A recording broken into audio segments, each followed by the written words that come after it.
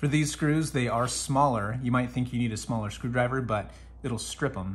So what you want is a number 2 screwdriver, and it fits perfectly in there. And you're gonna wanna put a lot of pressure in before you start turning, because if you strip those, then you're screwed.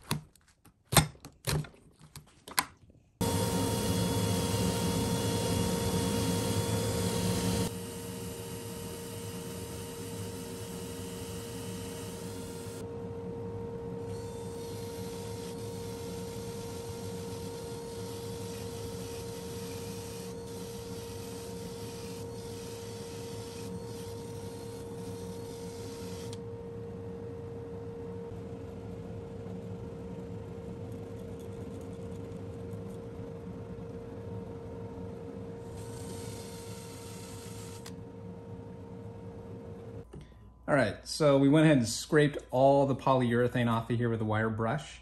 And next I'm gonna blow this out with some compressed air because there's a lot of little sediment in there. But now it slides right in like a wedge, kind of like this is thinner than that, so it wedges in there.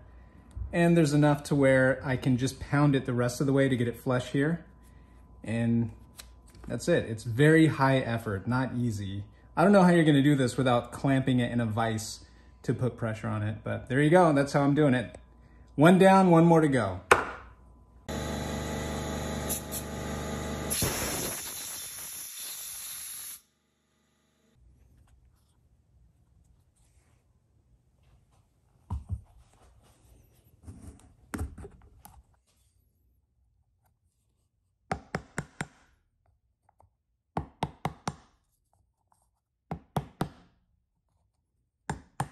All right, here it is installed on one. And you see the size difference here. Much bigger. Another thing too is this will accelerate slower and brake slower just because it's a little larger. Watch.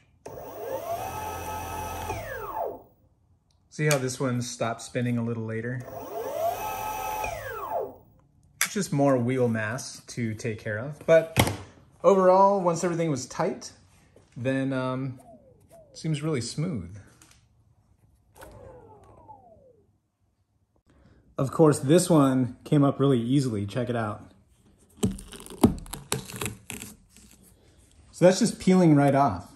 So much easier. It's clean underneath too. So that other wheel just must have been manufactured differently or in a different batch, because this is coming off really easy. All right, so I have the aluminum magnets in there around the wheel, and we see that it's not quite flush here, but it's pretty close to being flush here. So the wheel is wider than the aluminum piece. And this is the one that we want perfectly flush against the rubber there, because it's gonna seat against the rest of the wheel here. Like, we want this to be tight up against that.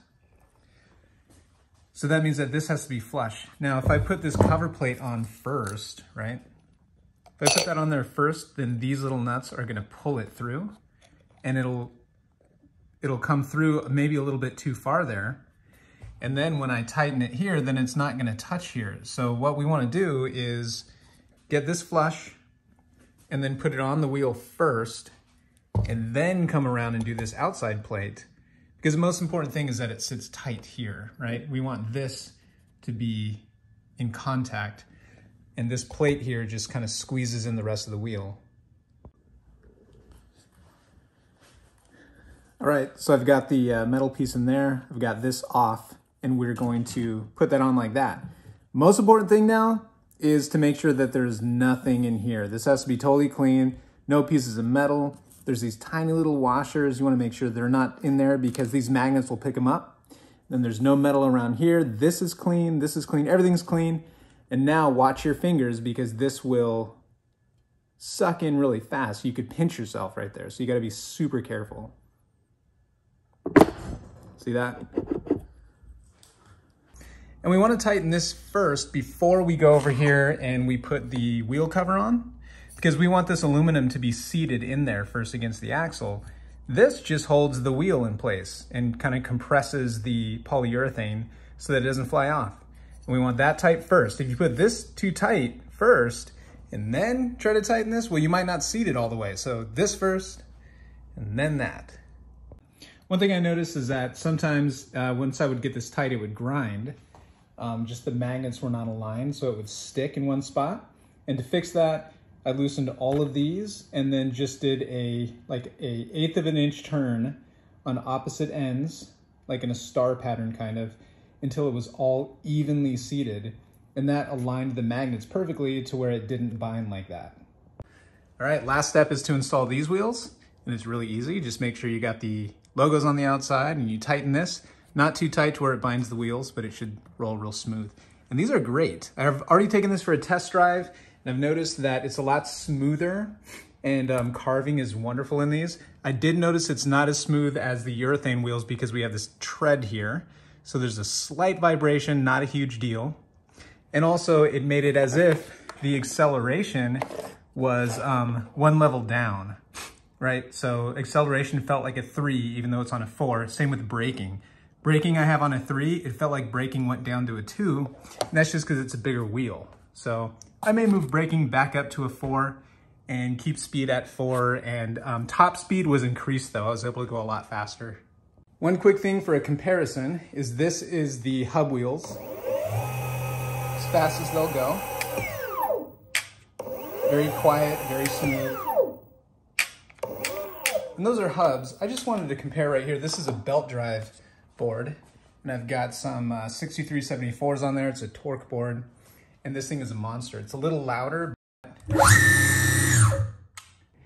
And this one right here, I've topped out at about 24 miles an hour for the Meepo NLS. It'll probably go a little faster with these wheels on it just because they're larger. Anyways, there you go, guys. Let me know if you have any questions.